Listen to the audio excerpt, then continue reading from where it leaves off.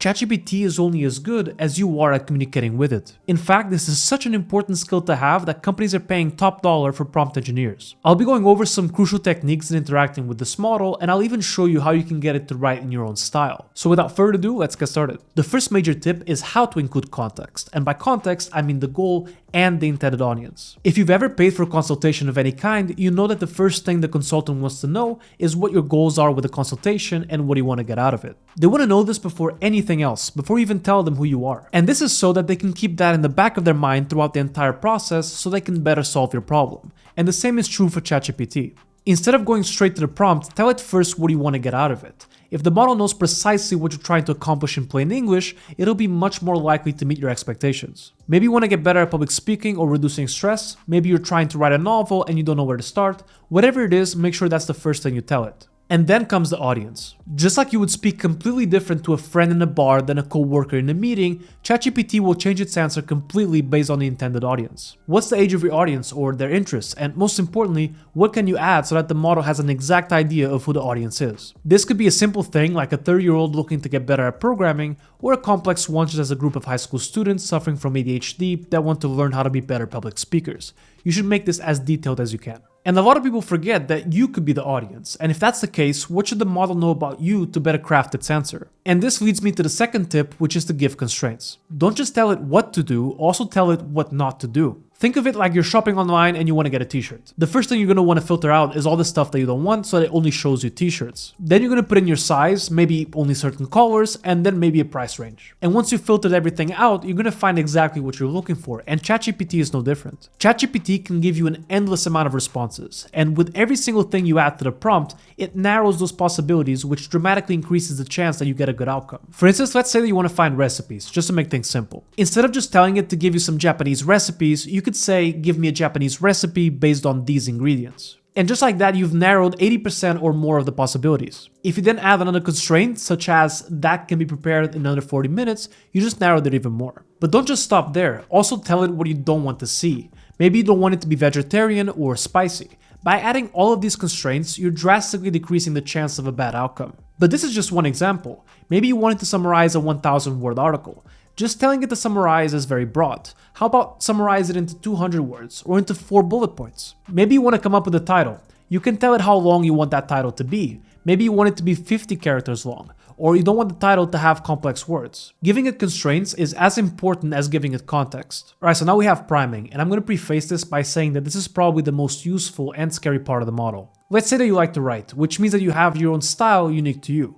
You could prime ChatGPT to embody that style of writing to have it write just like you. You just need to give it some data. So if you're a creator of any kind, you definitely have either YouTube scripts or past blog posts, and you could just give those to ChatGPT and tell it to analyze to get a good feeling for how you write. And once it has your data, you can tell it to embody your writing style and write about something else. At the time of recording, this isn't perfect, but it will be very soon. I would never use this to produce my own content because it wouldn't feel natural. I didn't come up with it. I don't like where this is going, where YouTube and the web is being swamped by AI generated content. And I think many people are already relying on this too much, and it doesn't come across as genuine because it simply isn't. And in a world where genuine human thoughts are being phased out, I think that makes them more valuable than ever. But that's a topic for another video. Another way you can use priming is by giving it an example. If you're looking for a title, give it an example of a title that you like. If you know you want it to focus on certain keywords, tell it exactly which ones. This is even more powerful than setting goals for the prompt because you're not just telling it what you want, you're showing it. And that's what makes it so powerful. Another thing that's powerful is understanding the foundational principles of neural networks and machine learning. And that's where my sponsor Brilliant.org comes in. Brilliant is a hands-on interactive learning platform designed to make learning STEM topics fun. What sets Brilliant apart is its unique approach to learning. Instead of dull and lengthy lectures, Brilliant offers engaging bite-sized lessons that break down complex concepts into easily digestible segments. The way to learn something is to do it, and Brilliant understands and embraces this. It's all about active learning. The whole platform is full of interactive visual problems to solve. Brilliant has thousands of bite-sized lessons to choose from AI to data science all the way to math and programming, with exclusive new content added monthly. To try everything Brilliant has to offer free for a full 30 days, visit brilliant.org/fromsergio, and the first 200 people that sign up get 20% off Brilliant's annual premium subscription. Thanks Brilliant for sponsoring this video. Next up we have personas. ChatGPT can be your own personal expert on whatever field you want it to be. You can use it to practice a language. Let's say you're learning Portuguese and you're intermediate at it. You can have it take on a tutor persona and have a full-blown conversation with it and have it correct your mistakes along the way. Apps are already doing this. This is exactly what Duolingo is doing. It recently offered the new high-tier subscription model called Duolingo Max for a whopping $30 a month. All that these services and startups that have recently been launched do is make API calls to ChatGPT. There's not much under the hood, you're mostly paying for the interface. Another way of using a persona is, for instance, to use it to brainstorm ideas for a creative project. You can give ChatGPT the persona of a creative expert or a fellow artist, and it will give you answers based on what it thinks that persona would say.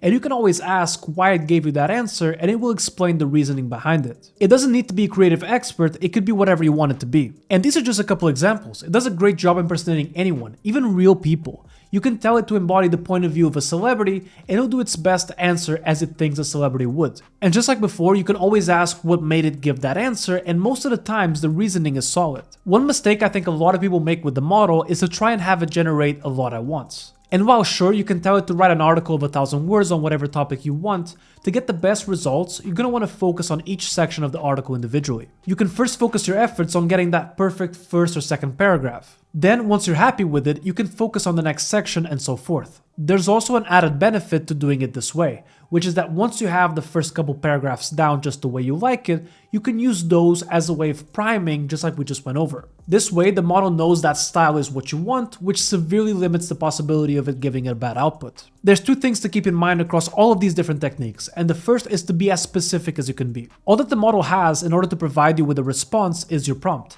So avoid using vague words and limit ambiguity as much as you can, and try to make everything crystal clear. And lastly, don't be afraid of following up with it. If it provides an answer you didn't like, you can always let it know what part was wrong and correct it. If it gave you multiple answers, you can always tell it how one of them was particularly good and how you want more variations of it. The best thing about ChatGPT is its chat nature and the fact that you can go back and forth as long as you want. One thing that often gets overlooked is to document your findings. A great prompt is the gift that keeps on giving, and a lot of these prompts can easily be adapted to a lot of different use cases, so having a good documentation in place is essential to keep on improving. As you explore and play around with it, you're going to find prompts that work really well, and you should keep a note of those in your note-taking system, whether it's Notion, Obsidian, or something else. That way, you can always go back and reuse the prompts that worked for you in the past. As we move to the no-code AI world, knowing how to actually interact with models like ChatGPT is super important, and I hope this video was useful. If it was, let me know in the comments. Thank you guys so much for watching. Have a great one.